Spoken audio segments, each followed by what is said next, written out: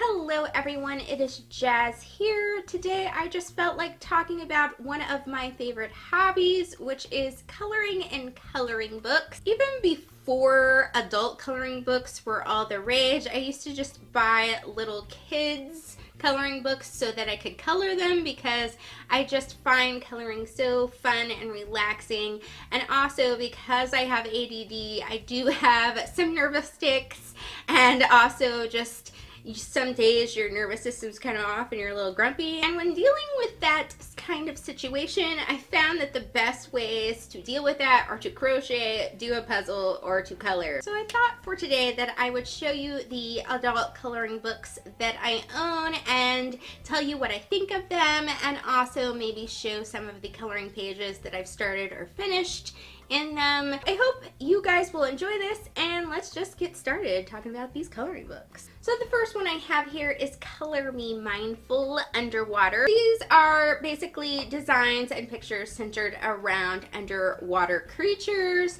The one that I did complete in here is this fabulous little seahorse that I colored in. So it contains lots of designs with obviously fish and turtles and dolphins and all sorts of fun stuff. I really do enjoy this one because it's not too small in the smaller details, so you can kind of get your pencil in there or whatever you're coloring with.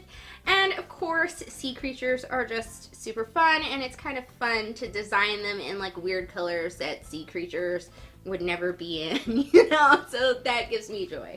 Then I have the Winter Magic coloring book. Got this around Christmas time, not last year, but the year before, because I just wanted some fun Christmassy pictures to color while I was listening to audiobooks. I got this one because it kind of had like some different type of pictures. It has some like really interesting designs, some black and white kind of things. I think the only one that I fully completed was this poinsettia one. I did start this one with like the owl and the really cool gifts and reindeer thing, and I might try to finish that next Christmas because I forgot how much I really kind of like this picture, so I'd like to finish that one. Then I have Eastern Magic. This is a book of Oriental type designs. It is mostly designs, but there are a few animals with Oriental designs like elephants and dragons. Even though the designs in it are really beautiful, it's not my super favorite to color because I find that I don't always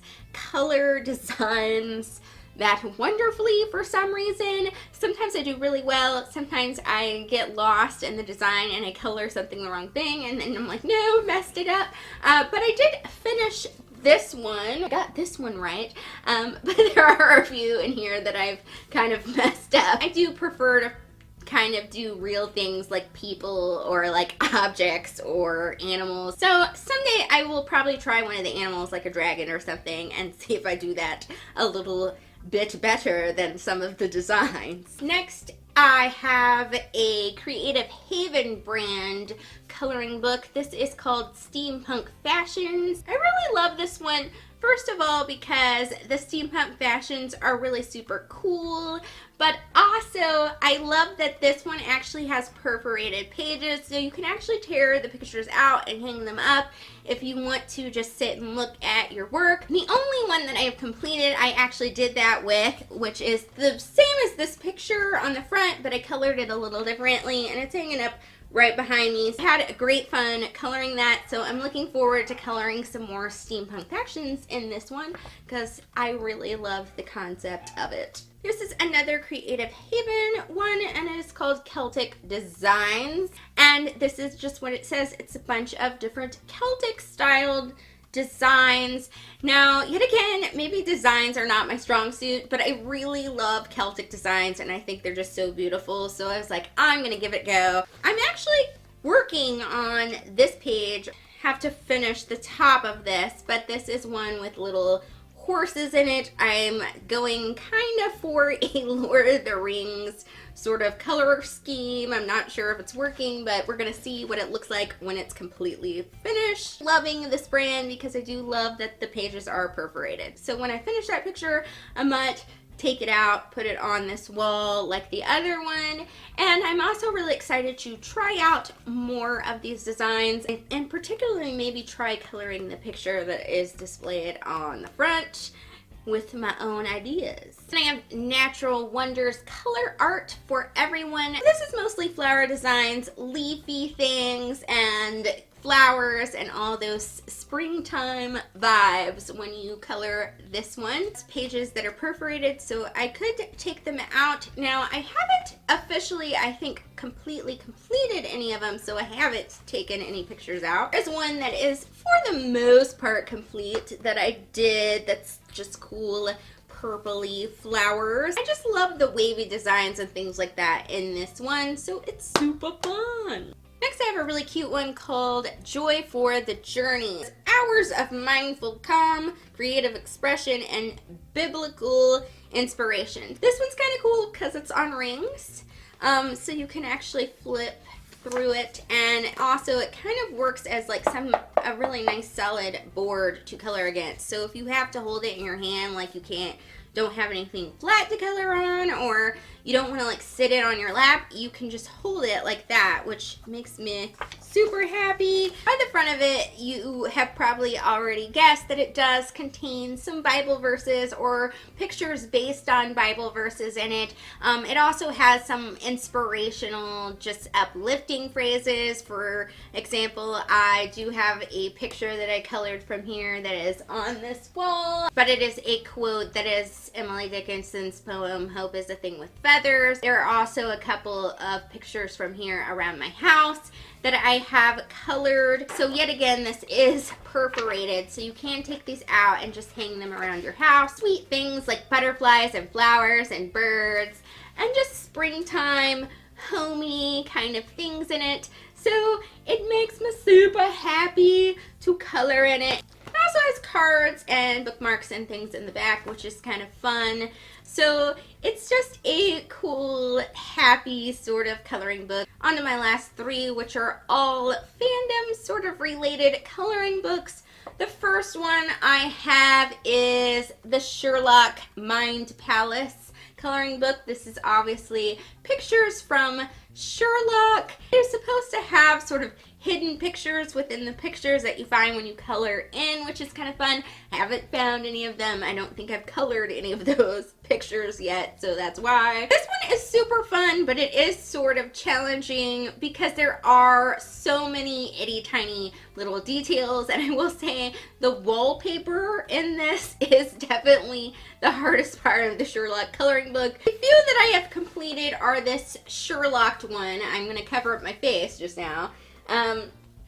That's the phones that say Sherlocked. I did them all in different colors. And then I did this really fun one of Molly Hooper.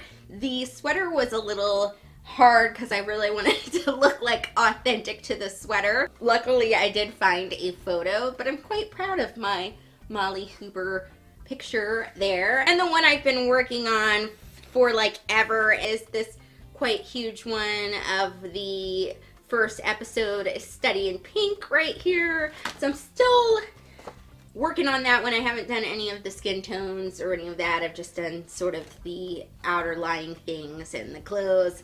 That one is taking me forever to finish, but it's still a really fun coloring book. The Doctor Who coloring book. This is the first Doctor Who coloring book. There is a second one that has come out.